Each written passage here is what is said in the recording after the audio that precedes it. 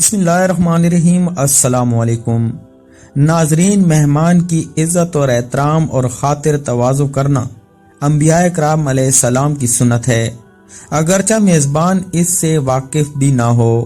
حضور نبی کریم صلی اللہ علیہ وآلہ وسلم کی پاکیزہ سیرت میں مہمان نوازی کی صفت اتنی اعلیٰ تھی کہ اس کی مثال نہیں ملتی۔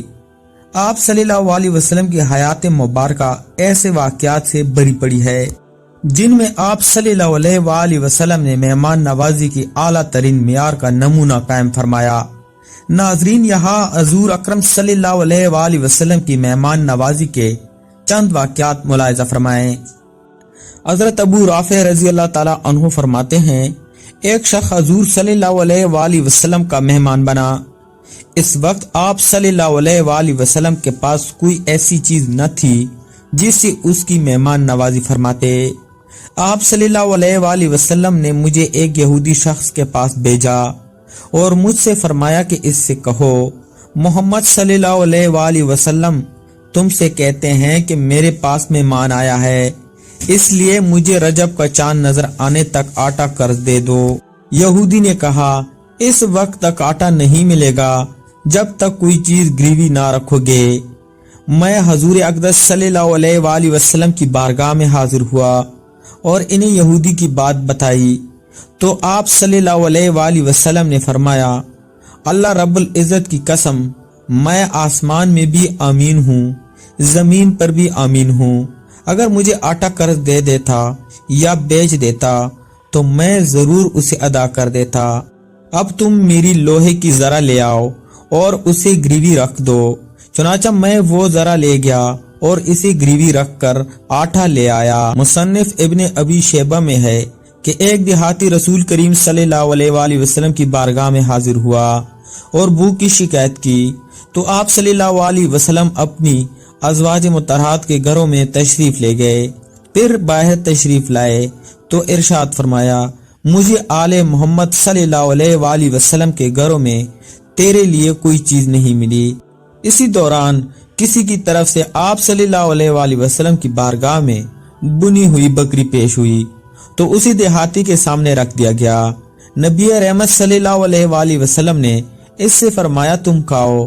اس نے کھایا اور پھر عرض کی، یا رسول اللہ صلی اللہ علیہ وآلہ وسلم، مجھے بھوک کی تکلیف پہنچی تو اللہ تعالیٰ نے آپ صلی اللہ علیہ وآلہ وسلم کی دست اقدس سے مجھے رزق دے دیا۔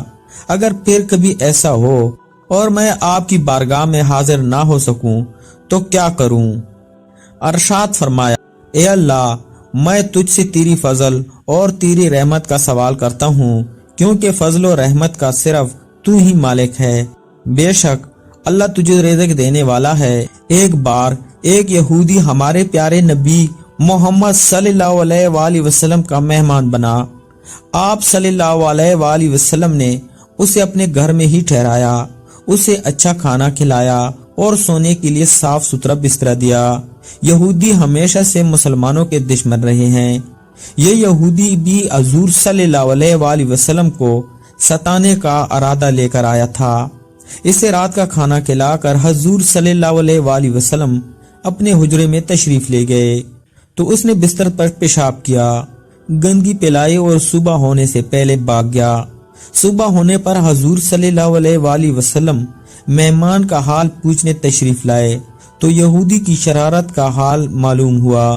آپ صلی اللہ علیہ وآلہ وسلم چاہتے تو سوار بیچ کر اس شریر یہودی کو گرفتار کروا سکتے تھے، لیکن آپ صلی اللہ علیہ وآلہ وسلم نے صبر کیا اور اپنے مبارک ہاتھوں سے بستر صاف کرنے لگے۔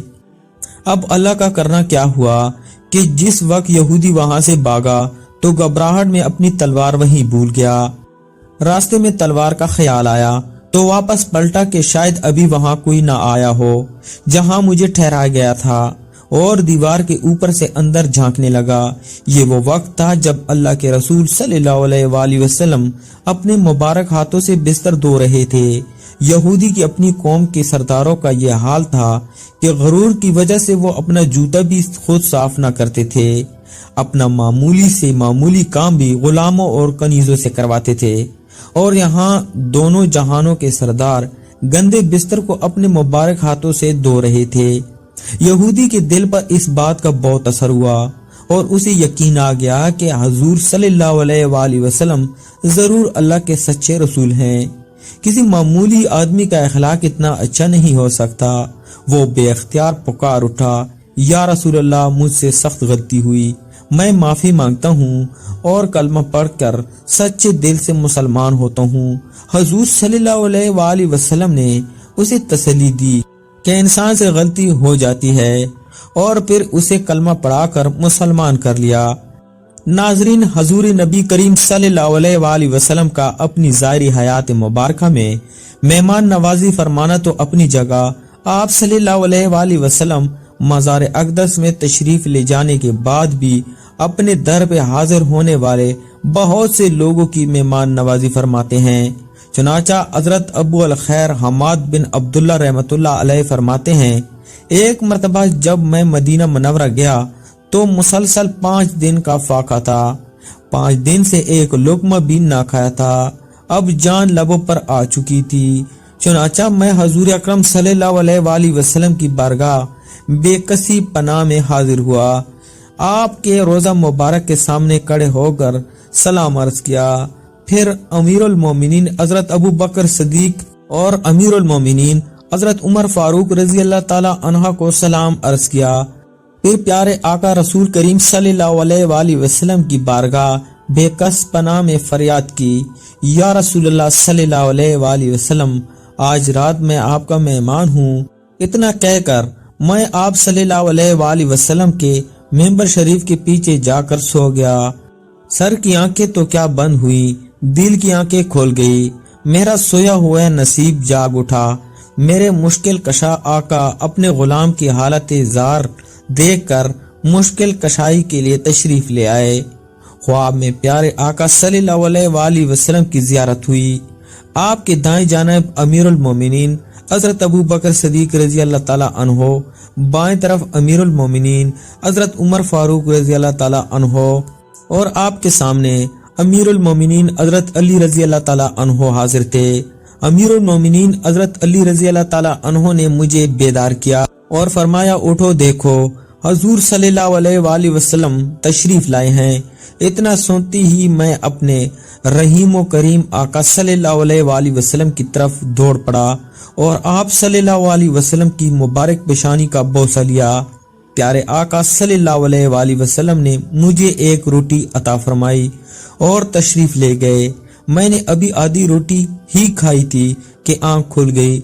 हुजूर सल्लल्लाहु अलैहि वसल्लम की अता करदा बकिया आधी रोटी मेरे हाथ में मौजूद थी।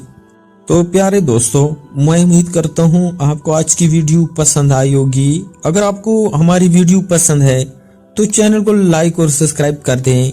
शुक्रिया।